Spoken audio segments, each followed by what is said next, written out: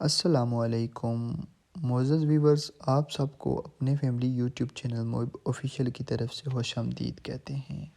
ناظرین محترم، کشمیر برصغیر کی وہ جنت ہے جس کا نعم البدل پورے ایشیا میں کہیں اور نہیں ملتا۔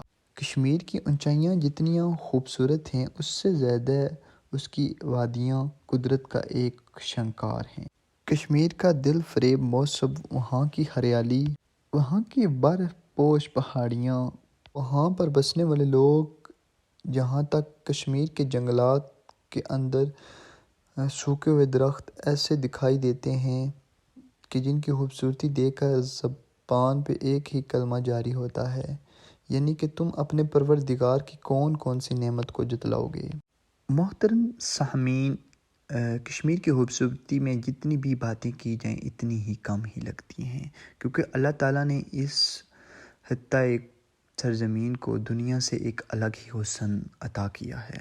اس سرزمین کی مثال ایک ایسے ہی ہے جیسے بہت سی خواتین کے درمیان عروسی لباس میں ملبوس ہو برہو دلہن ہو۔ سامعین، آخر وہ کون تھا شخص جس نے اس حسین و جمیل دلہن کو خدا کے چھپے ہوئے رازوں کو دنیا کے سامنے پیش کیا اور اسے جنت ارضی بنا دیا؟ سامعین محترم، آج کی اس ویڈیو میں ہم آپ کو بتائیں گے کہ کشمیر کی وادی کیسے وجود میں آئی اور اس کا نام کشمیر کیوں رکھا گیا۔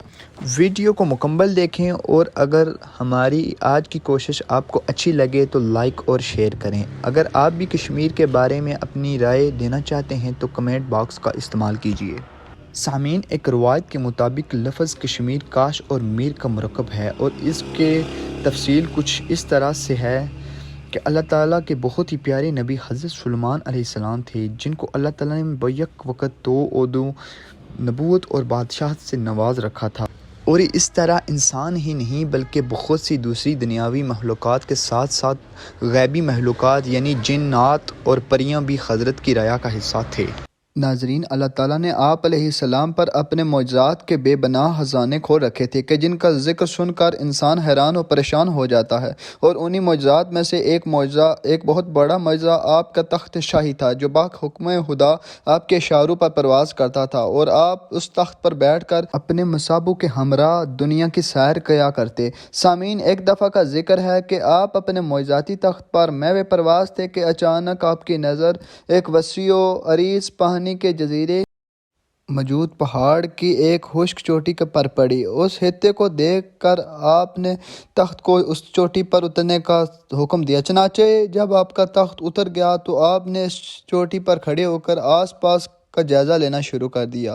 جیسے ہی جائزہ لیا تو آس پاس پانی ہی پانی نظر آیا۔ جب آپ علیہ السلام نے یہ خوبصورت مناظر دیکھا تو آپ بہت خوش ہوئے، تو پھر اچانک وہیں اپنے وزراء کے ساتھ ایک میٹنگ تشکیل دی، اور اس میٹنگ میں آپ نے فرمایا کہ اگر اس جھیل سے پانی کو ختم کر دیا جائے تو اس کی تہہ سے ایک حسین و جمیل وادی نمودار ہوگی، اور اس آبادی میں انسان کی آبادی ممکن ہو سکے گی۔ سامعین، حضرت کا یہ ارادہ دیکھ کر پہلے تو تمام مصابوں نے خوشی خوشی آپ کی ہاں میں ہاں ملا دی، تو پھر اچانک سے ایک سوال پیدا ہوا کہ آخر یہ سمندر نما جھیل سے پانی نکالے گا کون؟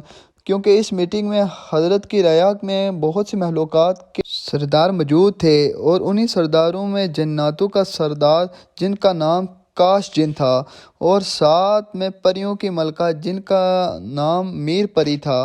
لہٰذا جنات کا نام کاش، جو کہ ملکہ پرساد کا عاشق تھا، موقع اٹھاتے ہی اس نے میدان میں آ گیا، کہنے لگا کہ میں یہ فریضہ سرانجام دینے کے لیے تیار ہوں، لیکن میں یہ فریضہ سرانجام دینے سے پہلے اللہ کے نبی کے سامنے میری ایک فرمائش بھی ہے۔ تو اس پر حضرت سلیمان علیہ السلام نے فرمایا، بولو کہ تمہاری کیا خواہش ہے؟ تو کاش جن کہنے لگا کہ اگر میں اس جھیل سے پانی نکالنے میں کامیاب ہو گیا تو آپ میرا عقد اس میر پری کے ساتھ کر دیں گے۔ لہٰذا حضرت سلیمان علیہ السلام نے اس کی یہ فرمائش قبول کرتے ہوئے اس کو کام انجام کرنے کا حکم دیا۔ تو حضرت کا یہ اعلان سن کر کاش نے دوڑ لگا دی کہ جتنا جلدی ہو اس جھیل کو ختم کر دے۔ چنانچہ کچھ ہی دیر میں کاش نے اپنے طلسماتی عمل سے بڑا کا پہاڑ کاٹ کر اس میں سے پانی کا راستہ بنا دیا، اور دیکھتے ہی دیکھتے پانی سے ایک حسین اور جمیل وادی نمودار ہوتی گئی۔ اور اس واقعہ کے بعد حضرت سلیمان علیہ السلام نے اپنا وعدہ پورا کرتے ہوئے میر پری کی شادی کاش جنس کے ساتھ کر دی گئی، اور پھر کاش اور میر کی نسبت سے ہی اس کا نام کشمیر ہی رکھ دیا، جو صوتی تغیر کے باعث بعد میں کشمیر کے نام مشہور ہو گیا۔ سامعین، سری نگر میں کوہ ہرمکھ کی چوٹی پر تخت سلیمان اسی واقعہ پر منسوب ہے۔ 14ویں صدی عیسوی میں جب سید علی ہمدانی کشمیر میں تشریف لائے تو شاید انہوں نے اسی تناظر میں کشمیر کو باغ سلیمان کا نام دیا۔ ناظرین، بیان کی گئی ان باتوں سے بخوبی اندازہ لگایا جا سکتا ہے کہ خطہ کشمیر تاریخی، تہذیبی اور ثقافتی اعتبار سے کتنی عظمت اور وسعت کو اپنے دامن میں سمیٹے ہوئے ہے۔ اس کے ساتھ ہی آج کی یہ ویڈیو مکمل ہوئی ہے۔ اگر آج کی ویڈیو اچھی لگی تو لائک اور شیئر کریں، اور ہمارے چینل کو ضرور سبسکرائب کریں تاکہ آنے والی تمام ویڈیو سب سے پہلے آپ تک پہنچیں۔ ویڈیو دیکھنے کا بہت شکریہ۔ اللہ حافظ۔